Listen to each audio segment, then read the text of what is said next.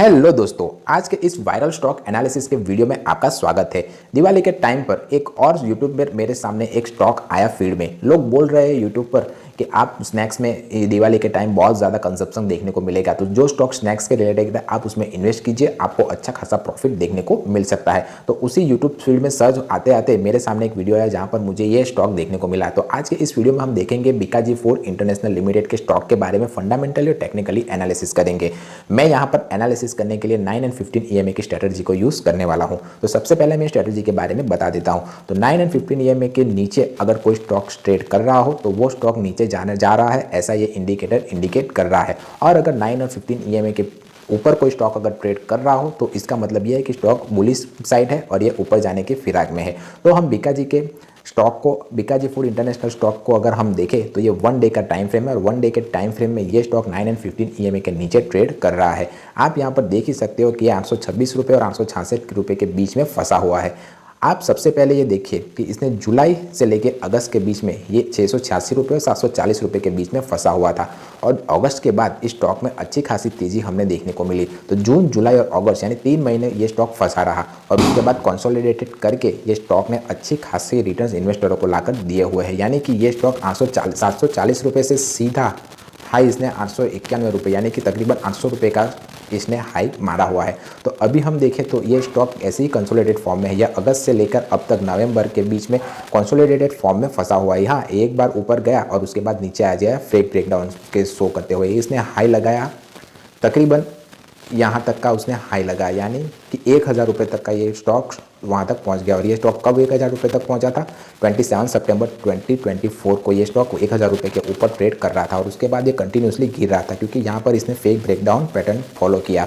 तो यहाँ पर जिसने भी स्टॉक में सेल पोजीशन बनाई होगी, यानी कि ऊपर का स्टॉप लॉस यानी कि 980 रुपये का स्टॉप लॉस लगाकर जिस किसी ने भी स्टॉक को सेल किया हुआ होगा तो उसको अच्छा खासा प्रॉफिट यहाँ पर देखने को मिला होगा। हम देखते हैं कि कितना प्रॉफिट मिलता होगा इस स्टॉक में अगर हम शेयर शॉर्ट करते तो मैंने यहाँ पर शॉर्ट पोजीशन का टूल लगा दिया है। तो आप देख ही सकते हो कि इस स्टॉक ने अराउंड हम देखें तो रिस्क रिवॉर्ड रेशियो 8.3% है, यानी कि ये अच्छा खासा प्रॉफिट इन्वेस्टरों को लाकर दे रहा होगा। सिर्फ इतना सा स्टॉप लॉस लेके आप इतना ज़्यादा शॉर्ट में पोजीशन बना सकते हैं। तो अभी भी ये स्टॉक कंसोलिडेटेड फॉर्म में है, आप देख ही सकते हो। तो अभी ऐसा हो सकता है कि अगर आप इस स्टॉक अगर ईएमए के हिसाब से देखें तो ये स्टॉक बेरिश मोड में ही है और मैं अगर इसमें निवेश करना चाहूँ तो मैं शॉर्ट पोजीशन ही बनाऊंगा। पर अगर आप मानना चाहते हो कि ये स्टॉक आगे जाके ऊपर जा रहा है, हम अगर आगे के बहुत बड़े टाइम फ्रेम में देखेंगे तो ये बड़े टाइम फ्रेम में ये स्टॉक अच्छा खासा बुलिश फॉर्म में हम देख रहा है। तो आप बड़े टाइम फ्रेम को देखकर इस स्टॉक में अभी निवेश करना चाहते हो तो स्ट्रिक्टली मैं आपको यही बोलूँगा कि अभी ये स्टॉक 835 रुपये पर चल रहा है। तो अगर आप इसे खरीदते हो 835 रुपये पर तो स्ट्रिक्टली स्टॉप लॉस 800 रुपये का रखिए और उसके बाद फर्स्ट टारगेट आप 876 रुपये का रखिए और उसके बाद सेकंड टारगेट आप 1000 रुपये का रख सकते हो, ऐसा मेरा मानना है। अब हम बड़े टाइम फ्रेम में देखें 1 डे के हिसाब से अगर हम उसके बाद हम 1 वीक में चले जाए तो 1 वीक में भी ये स्टॉक अच्छा खासा ईएमए के ऊपर आया हुआ है। आपने यहाँ पर देखा कि जब कभी भी ये स्टॉक ईएमए के पास आता है तो अच्छी खासी सपोर्ट बनाकर भाग जाता है। जैसे कि ये स्टॉक यहाँ पर भी ईएमए के पास आया और उसके बाद भाग गया सीधा, यानी कि ये सीधा 531 रुपये से सीधा भागा 735 रुपये तक। उसके बाद भी ये स्टॉक नीचे ईएमए के पास आया यहाँ पर और उसके 863 रुपये इसके पास वापस ईएमए के पास आया और सीधा भागा 879 रुपीज़ तक। तो अभी ये सीधा स्टॉक ईएमए के पास आया हुआ है। तो इसका ये मतलब हम मान सकते हैं कि ये स्टॉक अभी भागने के फिराक में है लॉन्ग टाइम में। तो अगर आप, मैंने सीधा बोला कि अगर आप स्ट्रिक्टली स्टॉप लॉस और टारगेट फॉलो नहीं करोगे तो आपको अच्छा खासा लॉस देखने को मिल सकता है, क्योंकि मेरा भी हुआ है। क्योंकि अगर आपको ट्रेडिंग में या इन फ्यूचर इक्विटी मार्केट में भी अगर आपको प्रॉफिट कमाना है तो आपको टारगेट और स्टॉप लॉस प्रॉपरली फॉलो और मैनेज करना पड़ेगा। तो अगर आप ये मान के चलोगे कि अभी लॉन्ग टाइम फ्रेम यानी कि 1 वीक के टाइम फ्रेम में ये स्टॉक अच्छा खासा ईएमए के ऊपर आया हुआ है तो मैं यहाँ पर इसमें खरीदी कर लूँ तो प्रॉपर स्टॉप लॉस और टारगेट जो मैंने बताया हुआ आपको वो लगाकर आप उसे खरीद सकते हो। आपका इसके बारे में क्या मानना है मुझे कमेंट करके बताइए कि क्या इस बीकाजी फूड इंटरनेशनल के स्टॉक को मैं आपको निवेश करना चाहिए या नहीं, मुझे आप कमेंट करके बता सकते हो। अब हम इस स्टॉक के फंडामेंटल एनालिसिस के बारे में भी जान लेते हैं। तो ये स्टॉक फंडामेंटली कैसा है हम जानते हैं। तो ये बीकाजी इंटरनेशनल है, ये एक एफएमजीजी कंपनी है, यानी कि ये भुजिया, नमकीन और ये सब चीज़ें बनाती है।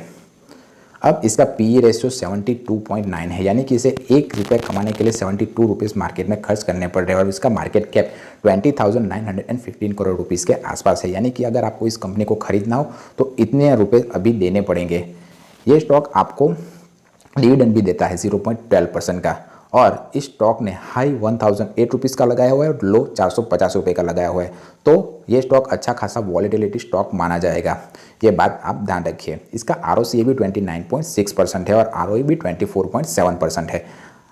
उसके बाद इस कंपनी के अगर हम प्रॉन्स की बात करें तो company has deliver good profit growth of 39.5% CAGR over last 5 year. तो कंपनी ने अच्छा खासा CAGR लास्ट 5 ईयर में दिया हुआ है अराउंड 39.5% का। पर कंपनी का जो गलत कौन से वो है कि कंपनी जो अपने ट्रेडिंग प्राइस है, यानी कि जो ट्रेडिंग प्राइस उससे 17.1 टाइम्स ज़्यादा बुक वैल्यू पर ये स्टॉक ट्रेड करता है। यानी कि ये स्टॉक को इन्वेस्ट जो अच्छे खासे एक्सपर्ट है, यानी कि जो स्किनर वाले हैं, वो इसे ओवर वैल्यू स्टॉक मानते रहते हैं। यानी कि ये स्टॉक इसके हिसाब से और ज़्यादा नीचे आएगा, ऐसा उसका मानना है। इसकी कंपनी में दूसरी कंपनियां जैसे वरुण बेवरेज, हस्टांको एग्रो, बीकाजी फूड, एल&टी जेड वेलनेस, ये कंपनियां भी FMCG कंपनियां हैं जो इस कैटेगरी में आती है। अब हम इस कंपनी का नेट प्रॉफिट देखते हैं। तो नेट प्रॉफिट इसका अच्छा खासा बड़ा है, आप यहाँ पर देख ही सकते हो।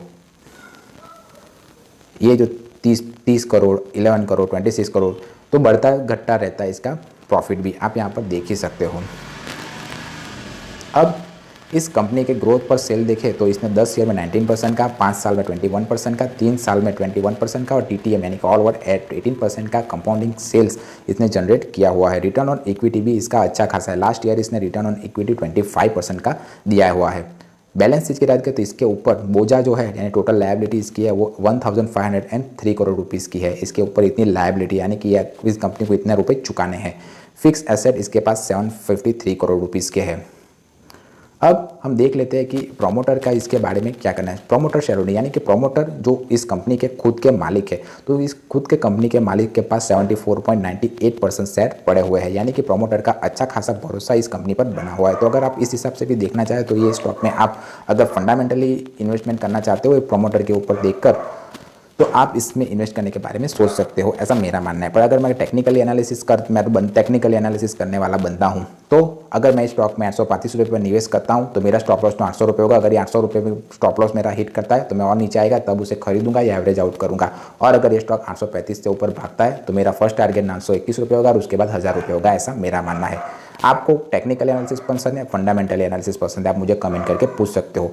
वीडियो इन्फॉर्मेटिव लगा हो तो वीडियो को लाइक कीजिए और ऐसे कोई वायरल स्टॉक आपके ध्यान में हो और मुझे एनालिसिस करवाना चाहते हो आप मुझे कमेंट करके पूछ सकते हो। मिलते हैं अगले वीडियो में, तब तक के लिए बाय बाय।